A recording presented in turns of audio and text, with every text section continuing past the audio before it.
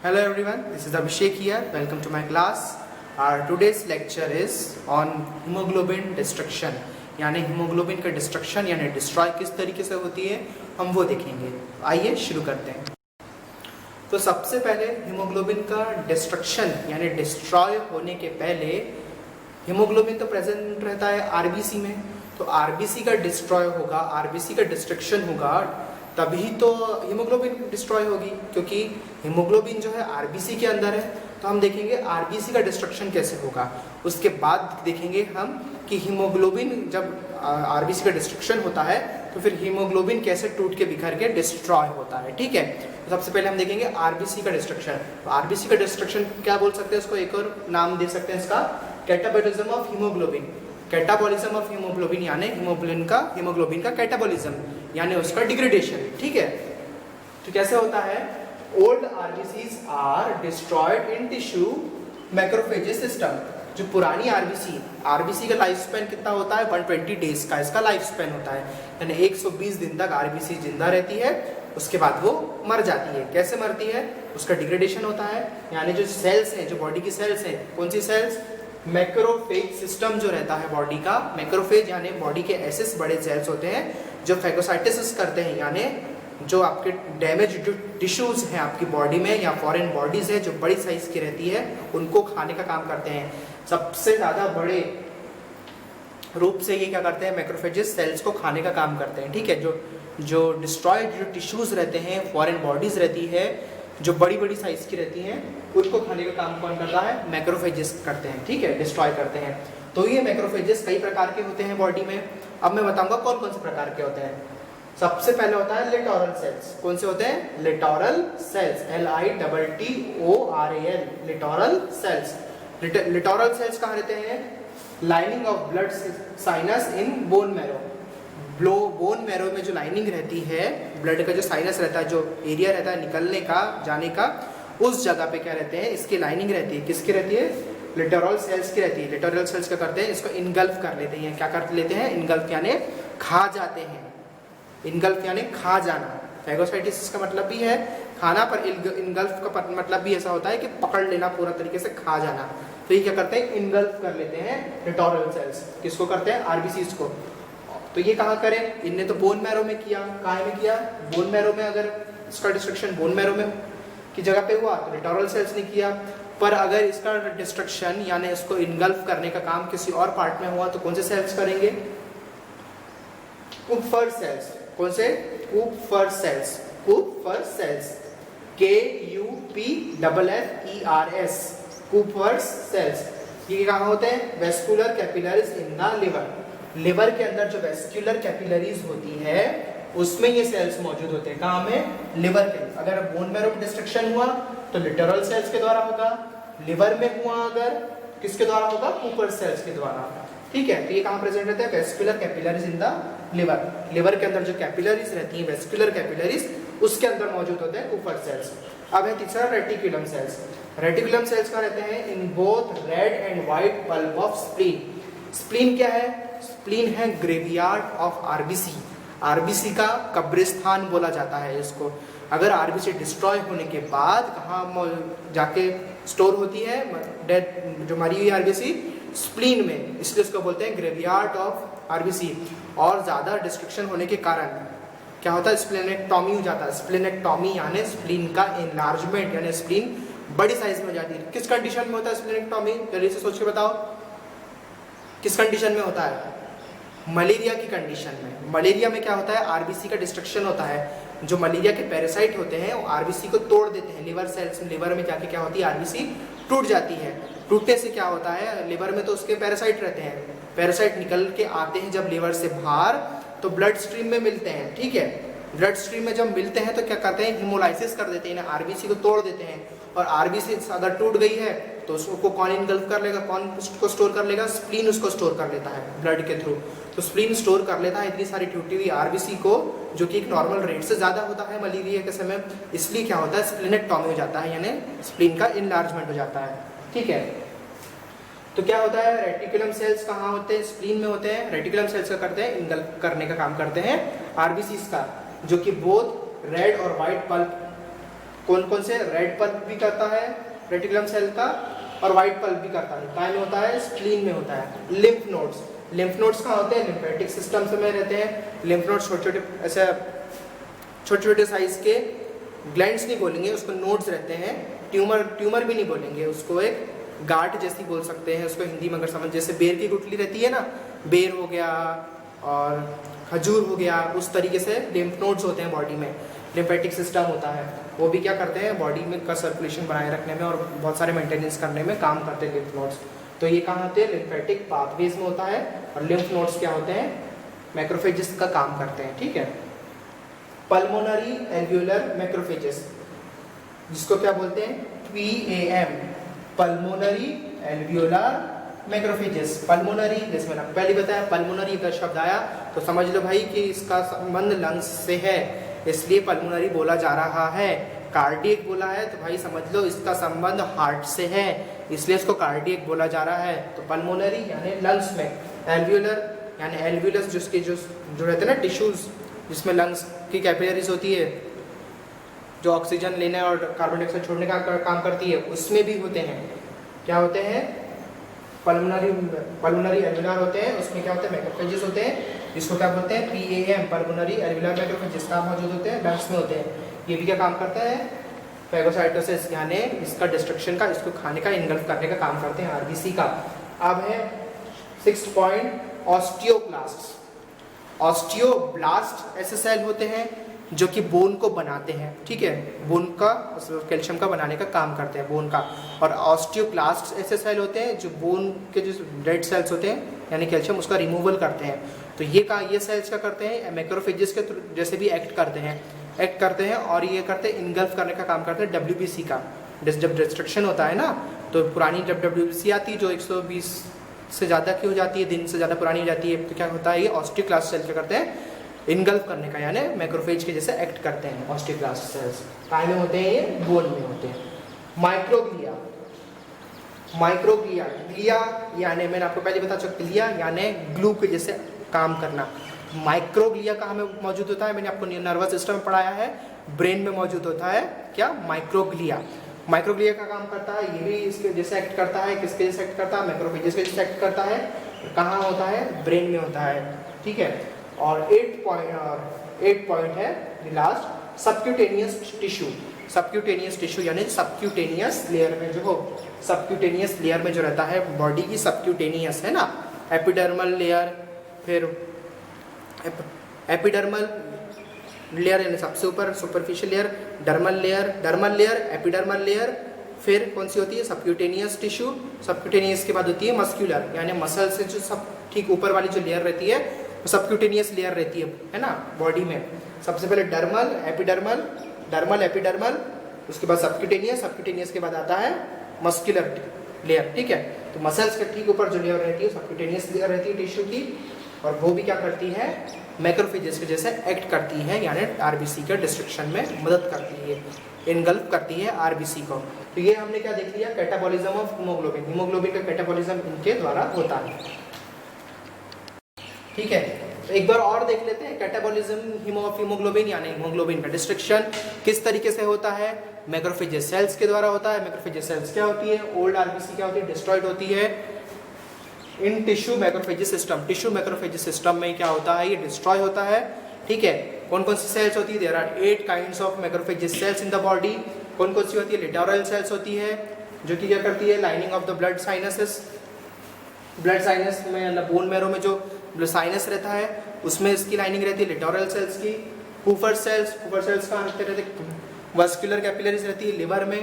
Cooper sales, reticulum sales कहाँ रहते हैं, स्प्लीन में रहते हैं। स्प्लीन में 2 पार्ट में रहता है, एक उसका रेड पार्ट रहता है पल्प, और एक होता है व्हाइट पल्प। दोनों में रेटिकुलम सेल्स रहते हैं जो कि क्या काम करते हैं, फेगोसाइटोसिस का काम करते हैं।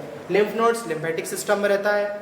पल्मोनरी एल्वियोलर मैक्रोफेजेस कहाँ रहते हैं, लंग्स में रहते हैं। पल्मोनरी एल्वियोलर मैक्रोफेजेस जिसको PAM बोलते हैं, ये भी क्या करते हैं, फेगोसाइटोसिस का काम करते हैं। ऑस्टियोक्लास्ट कहाँ रहते हैं, बोन में रहते हैं। ऐसे सेल्स जो बोन का, एक्स्ट्रा बोन के सेल्स का, जो डिस्ट्रॉयड बोन सेल्स का रिमूवल करते हैं, और यही मैक्रोफेजेस के जैसे एक्ट भी करते हैं। कहाँ रहते हैं, बोन में रहते हैं। माइक्रोग्लिया कहाँ रहता है, बोन में रहता है। माइक्रोग्लिया कहाँ रहता है, ब्रेन में रहता है, और ये क्या करता है, ये भी मैक्रोफेजेस के जैसे एक्ट करता है। और लास्ट क्या होता है, सबक्यूटेनियस टिश्यू, जो कि सबक्यूटेनियस लेयर में रहता है, जैसे मैंने आपको इसके पहले भी बता चुका हूँ।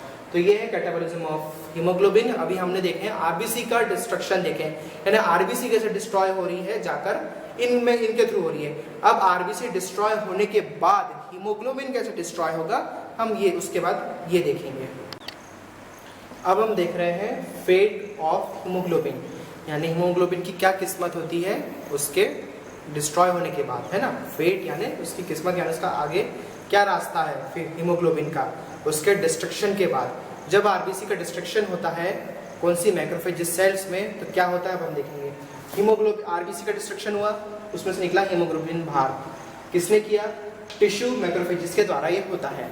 टिश्यू मैक्रोफेजेस क्या करेगा, हीमोग्लोबिन को स्प्लिट करेगा दो पार्ट में, यानी टिश्यू मैक्रोफेज क्या करता है, हीमोग्लोबिन को स्प्लिट करता है टू पार्ट में, यानी दो पार्ट में उसको तोड़ देता है। ठीक है, स्प्लिट करना यानी तोड़ना दो पार्ट में।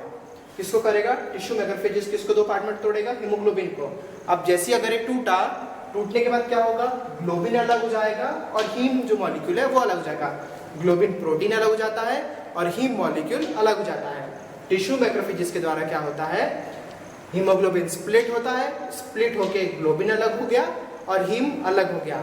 सिंथेसिस में ये दोनों बन रहे थे, जुड़ रहे थे, पर डिस्ट्रक्शन में क्या होगा, अभी दोनों टूट टूट के अलग अलग हो जाएंगे, क्योंकि अब इनका बिखराव हो रहा है, इनका नाश हो रहा है।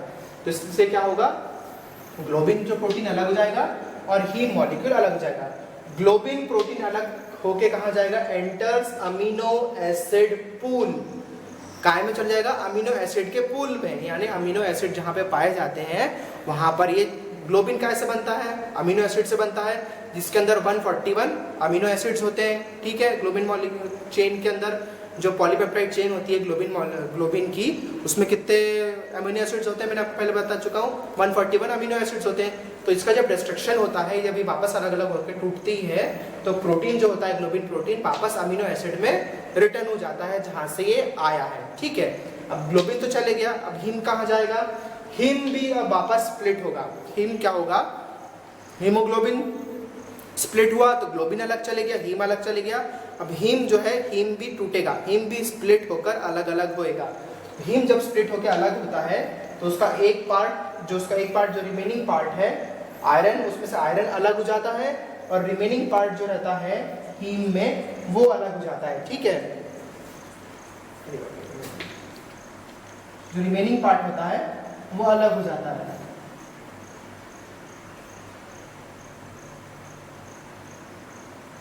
रिमेनिंग पार्ट उसका अलग हो गया, तो ये क्या होगा, remaining part oxidised by haem oxygenase, ये ऑक्सीडाइज्ड होता है हीम ऑक्सीजनेस से। कैसे ऑक्सीडाइज्ड होता है ये, हीम ऑक्सीजनेस, जो रिमेनिंग पार्ट है हीमोग्लोबिन हीम का, वो ऑक्सीडाइज्ड होगा कौन से एंजाइम से, हीम ऑक्सीजनेस से ऑक्सीडाइज्ड होगा। कौन, हीम पार्ट, जो रिमेनिंग पार्ट है हीम में बचा हुआ, रिमेनिंग यानी बचा हुआ जो पार्ट है हीम का, वो क्या होगा, ऑक्सीडाइज्ड होगा। ऑक्सीडाइज्ड किसके द्वारा होगा, हीम ऑक्सीजनेस के द्वारा ऑक्सीडाइज्ड होगा। और क्या बनाएगा, बिलीवर्डिन। हीम का जो रिमेनिंग पार्ट है वो ऑक्सीडाइज्ड होगा हीम ऑक्सीजनेस से, और क्या बनाता है ये, बिलीवर्डिन। क्या बनाता है, बिलीवर्डिन। बिलीवर्डिन क्या है, tetra pyrrole straight chain, tetra pyrrole straight chain होती है। टेट्रा पायरोल स्ट्रेट चेन जैसे मतलब क्या होता है, ग्लोबिन एक चेन होती है जिसमें दो अल्फा और दो बीटा चेन होती है, जो कि बहुत गुथी हुई रहती है। ग्लोबिन जो चेन पता कैसी रहती है, ग्लोबिन चेन पूरी ऐसी ऐसी ऐसी ऐसी ऐसी ऐसी ऐसी ऐसी रहती है ग्लोबिन चेन, और इसके अंदर क्या होता है, हीम आके अटैच हो जाता है और इसके द्वारा क्या बनता है, हीमोग्लोबिन मॉलिक्यूल बनता है। पर क्या होता है, जब ग्लोबिन इसमें से अलग हो जाती है, ग्लोबिन जो प्रोटीन जब इसमें अलग हो जाता है, तो टेट्रा पायरोल की क्या एक स्ट्रेट चेन बन जाती है, जिसके कारण क्या होता है, इसका जो इसमें जो आयरन अटैच होता है आकर, आयरन इसमें फंस ही नहीं पाता है आकर, क्योंकि इसके गुच्छा जो है वो खुल गया है, चेन जो स्ट्रेट हो गई है। तो हीम क्या है, आयरन है, आयरन आके इसमें बाइंड हो जाता है, इन्हें फंस जाता है। तो स्ट्रेट होने की वजह से अब इसमें कैसे आके फंसेगा, ये तो फ्री है, इसमें तो कुछ फंदा ही नहीं है फंसने के लिए। ठीक है, तो ये खुल जाता है, टेट्रा पायरोल की क्या स्ट्रेट चेन बन जाती है, सीधी चेन बन जाती है, chain free from globin and iron. ऐसी चेन जिसमें ना ही ग्लोबिन है पॉलीपेप्टाइड चेन में, ना ही इसमें आयरन है। ठीक है, क्या नहीं है इसमें, ग्लोबिन भी अलग हो गया और इसमें से आयरन भी अलग हो गया। इसमें से हीम का क्या है, रिमेनिंग पार्ट है जो ऑक्सीडाइज होगा हीम ऑक्सीजनेस से, बिलीवर्डिन बनेगा। बिलीवर्डिन क्या टेट्रापायरल स्ट्रेट चेन है जो फ्री है फ्रॉम ग्लोबिन और आयरन। बिलीवर्डिन में अब क्या है, ना ही ग्लोबिन है ना ही आयरन है। अब क्या होगा, बिलीवर्डिन का क्या होगा, बिलीवर्डिन रिड्यूस होगी, reduced by biliverdin reductase. Biliverdin का ऐसे रिड्यूस होगा और ये कम हो जाएगा और कम संख्या में हो जाएगा बिलीवर्डिन। बिलीवर्डिन रिडक्टेज से क्या होगा, बिलीवर्डिन रिड्यूस्ड होगा। रिड्यूस्ड होने के बाद क्या बनाएगा बिलीवर्डिन, बिलीरुबिन बनाएगा। बिलीरुबिन क्या है, बिलीरुबिन कुछ नहीं पर एक क्या बोलूँ, एक कचरा है, समझ लो आपकी बॉडी का वेस्ट प्रोडक्ट है जो कि सबका डिस्ट्रक्शन होके और सब जो होकर निकलता है ना, झाड़ू निकाल के धूला, झाड़ू निकालते धूल नहीं निकलती घर में, उस तरीके से क्या है ये धूल, समझ लो शरीर की धूल है ये, जो कि सबका डिस्ट्रक्शन होकर जब शरीर साफ होता है तो बिलीरुबिन बनता है, एक कचरा बनता है। ठीक है, बिलीरुबिन क्या है, बिलीरुबिन अलग हो जाता है और क्या होता है, बिलीरुबिन एक्सक्रीटेड इन बाइल, और बाइल में, बाइल के थ्रू ये क्या होता है, निकल जाता है बाहर शरीर से बाहर। ठीक है, तो क्या हुआ, हीमोग्लोबिन का टिश्यू मैक्रोफेजेस के द्वारा दो हीमोग्लोबिन स्प्लिट हुआ, ग्लोबिन अलग हो गया और हीम अलग हुआ। ठीक है, हीम अलग होने के बाद आयरन अलग हो गया इधर साइड, उसमें से हीम में से आयरन निकल के अलग हो गया और जो रिमेनिंग पार्ट है वो ऑक्सीडाइज हुआ हीम ऑक्सीजनेस के द्वारा। हीम ऑक्सीजनेस के द्वारा ऑक्सीडाइज होने के बाद वो कन्वर्ट होगा बिलीवर्डिन में। बिलीवर्डिन का क्या है, टेट्रापायरल स्ट्रेट चेन है जो कि फ्री है, किससे, ग्लोबिन और आयरन से फ्री है। फिर क्या होगा, बिलीरुबिन का, बिलीवर्डिन का क्या होगा, रिडक्शन होगा, किसके द्वारा रिडक्शन होगा, बिलीवर्डिन रिडक्टेज के द्वारा बिलीवर्डिन का रिडक्शन होगा। रिडक्शन होने के बाद बिलीवर्डिन काय में कन्वर्ट होगा, बिलीरुबिन में कन्वर्ट होगा, जो कि क्या है, एक एक्सक्रीटेड इन बाइल, जो कि बाइल में मौजूद होता है, ये एक्सक्रीटरी प्रोडक्ट है, यानी वेस्ट प्रोडक्ट है शरीर का। अब ये तो देख लिया हमने इतना पार्ट कि रिमेनिंग पार्ट का क्या होता है, बाकी जो आयरन अलग होता है उसका क्या होता है, iron Fe2 plus ion combines with एपोफेरेटिन protein.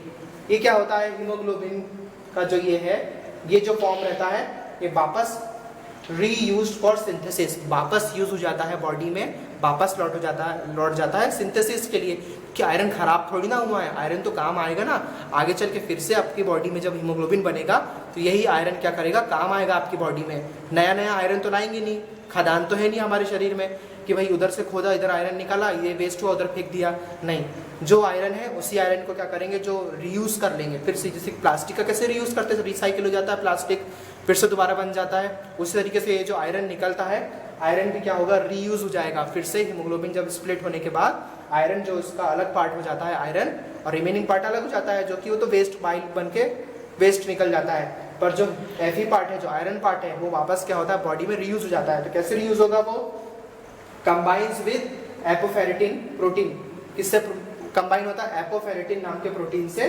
Combine होता है। ठीक है, उसके बाद क्या होता है, फेरेटिन में ये कन्वर्ट हो जाता है, स्टोर्ड इन लिवर, और काय में स्टोर हो जाता है, लिवर में जाके ये स्टोर हो जाता है। क्या होता है, ये रीयूज होता है, रीयूज फॉर सिंथेसिस, वापस आयरन क्या होता है, रीयूज हो जाता है सिंथेसिस के लिए, फिर से बनने के लिए, और कंबाइन किससे होता है, एपोफेरेटिन प्रोटीन से ये कंबाइन होता है। एपोफेरेटिन प्रोटीन काय में कन्वर्ट होता है, फेरेटिन में होता है, फेरेटिन काय में स्टोर होता है, लिवर में स्टोर होता है। फेरेटिन का हमारे लेबोरेटरी में क्या होता है, टेस्ट भी करते हैं फेरेटिन का कंपोजिशन देखने के लिए। फेरेटिन क्या है, आयरन का जांच होती है देखने के लिए। तो ये आज हमने देखा हीमोग्लोबिन का डिस्ट्रक्शन में हमने, ठीक है, तो हमने हीमोग्लोबिन का डिस्ट्रक्शन देखा। डिस्ट्रक्शन में मैंने आपको बताया हूँ टिश्यू मैक्रोफेजेस सेल्स बताया हूँ, जो टिश्यू को मैक्रोफेज यानी खाती है वाली सेल्स, बड़ी बड़ी सेल्स जो खाती हैं, मैंने लिटोरल सेल्स और रेटिकुलम सेल्स सारी सेल्स बताया। उसके बाद मैंने डिस्ट्रक्शन होने के बाद आपको बताया हूँ कि किस तरीके से जाके स्प्लिट होता है, हीम अलग होता है, ग्लोबिन अलग हो जाता है, हीम चले जाता है अमीनो एसिड पूल में और ग्लोबिन चले जाता है अमीनो एसिड पूल में, और हीम में क्या होता है, हीम का आयरन अलग हो जाता है, और रिमेनिंग जो पार्ट है वो क्या होगा, ऑक्सीडाइज हो जाएगा बाय हीम ऑक्सीजनेज से, बिलीवर्डिन में कन्वर्ट होगा। फिर बिलीवर्डिन क्या होगा, वो भी रिडक्टेज, जो उसका बिलीवर्डिन रिडक्टेज के द्वारा क्या होगा, वो इसका रिडक्शन होगा बिलीवर्डिन का, और बिलीरुबिन में कन्वर्ट हो जाएगा, जो कि एक्सक्रीटरी, जो कि वेस्ट प्रोडक्ट आपकी बॉडी से बाहर हो जाता है। और आयरन क्या होता है, आयरन वापस आपकी बॉडी में चले जाएगा, मतलब आगे जो हीमोग्लोबिन बनेगा उसका सिंथेसिस करने के लिए। आयरन कंबाइंस होगा एपोफेरेटिन से, एपोफेरेटिन क्या बनाएगा, फेरेटिन बनाएगा, जो कि फेरेटिन जाके लिवर में स्टोर हो जाता है। तो आज हमने क्या देखा, हीमोग्लोबिन के फंक्शन, उसका स्ट्रक्चर, उसका सिंथेसिस तो मैं आपको बता चुका हूँ। आज हमने उसका डिस्ट्रक्शन, फंक्शंस और उसका स्ट्रक्चर देखा हीमोग्लोबिन का।